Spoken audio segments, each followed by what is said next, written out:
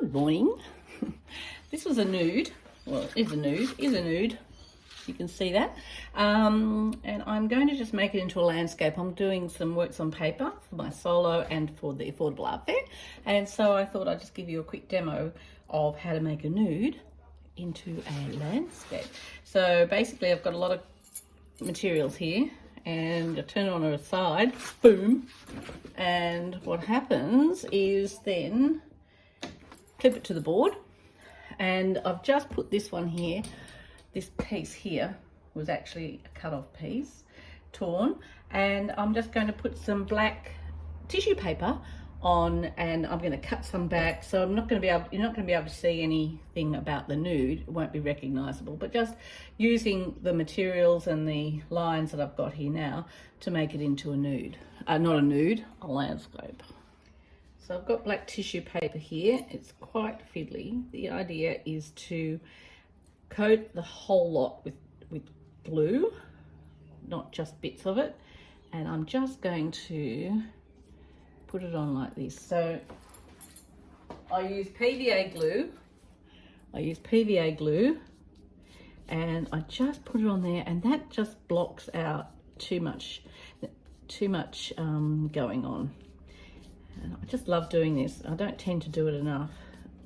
I actually transpose this onto my other paintings by actually doing paint, but I do love the mixed media on paper, and it just gives it a nice just resting area.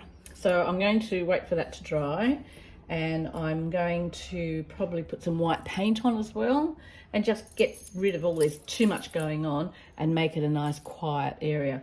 So the black's done that. I could put white tissue paper, but I'm going to probably use paint, or I'll go through my other collages which I've made and see what will work well on here. Stand by. So I found some collage pieces. These ones are from on rice paper that I do monoprints on, and they are really handy for collage. So I don't want it to look like, oh, there's a rock and there's a this and there's a that.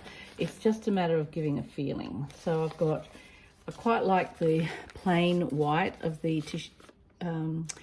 It's not tissue paper, it's rice paper, because that adds another layer. So I'll just have to work out where to put it. Let's have a look. Maybe here, but I quite like that bit there. Don't know. Just there's too much going on here. Maybe there. No, maybe here. And there's a tree. There we go. How's that? If I put that there, it's blocked out all the bit. I quite like this bit. Made that blocked out, and then I can join it up so that it's not so obvious. So I'm just going to put that on. Well, that's quite nice, that bit there. Maybe I'll put it up here. Yeah, that's nice. And that cuts that back. So you just get your brush. Oh God.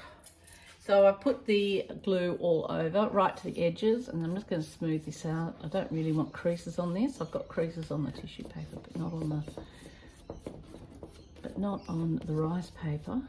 And see how you can still see through that? Can you see through? You can still see through it.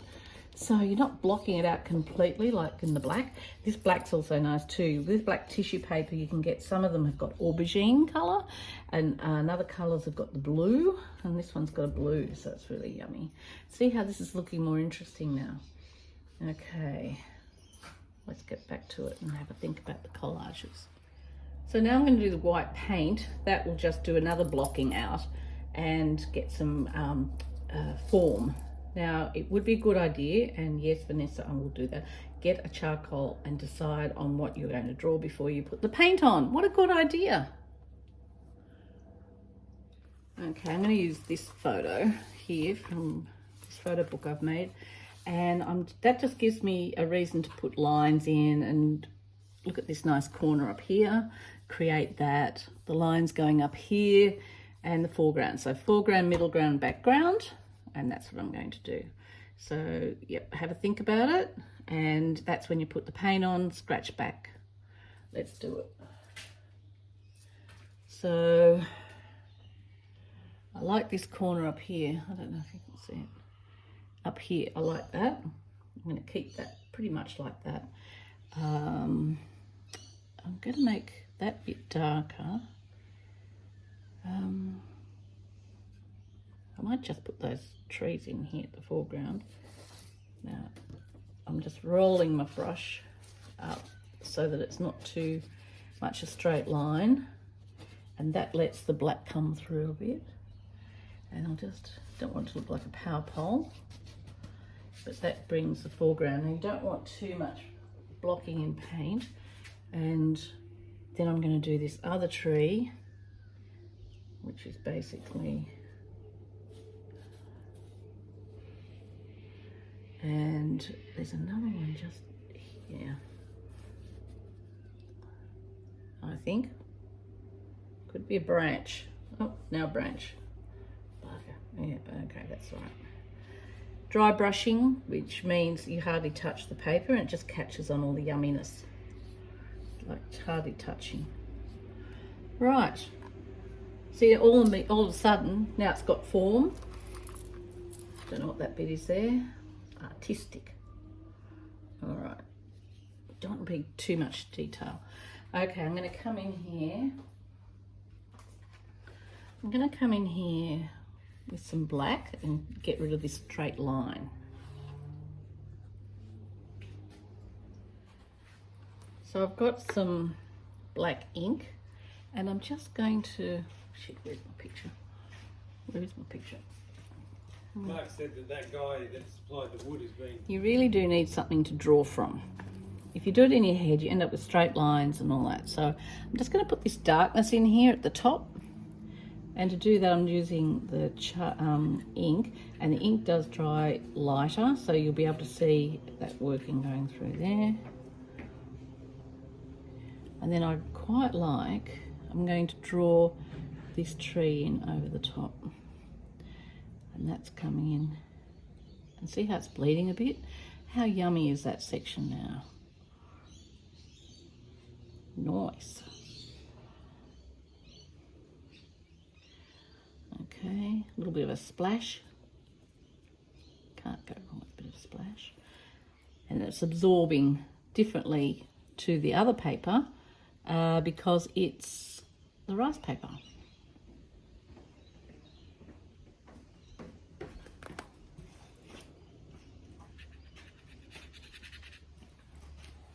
So I don't want to get rid of too much of this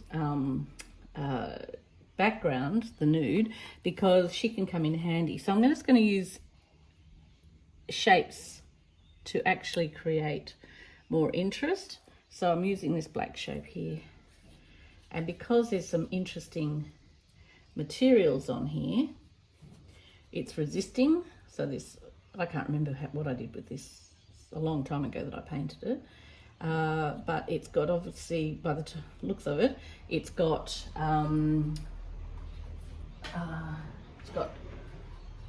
resist, which is probably a candle. So that adds a really nice effect. And I'm just going to put this there like that. You have to have something to draw from that will actually help.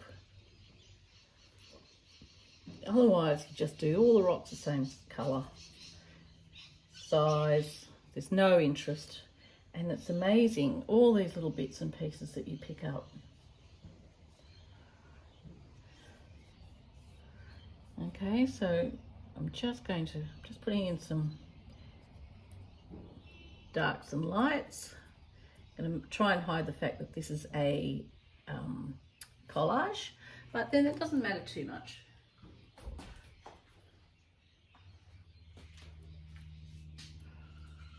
Now, if you look really closely up there, there's a ridge and it's got these wonderful trees right up at the top.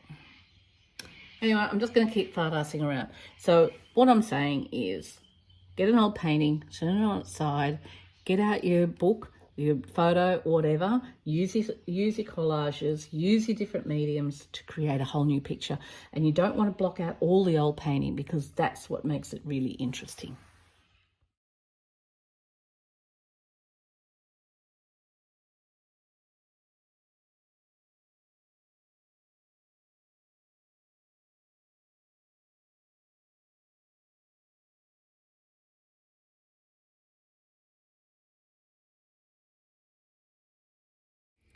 So there you go.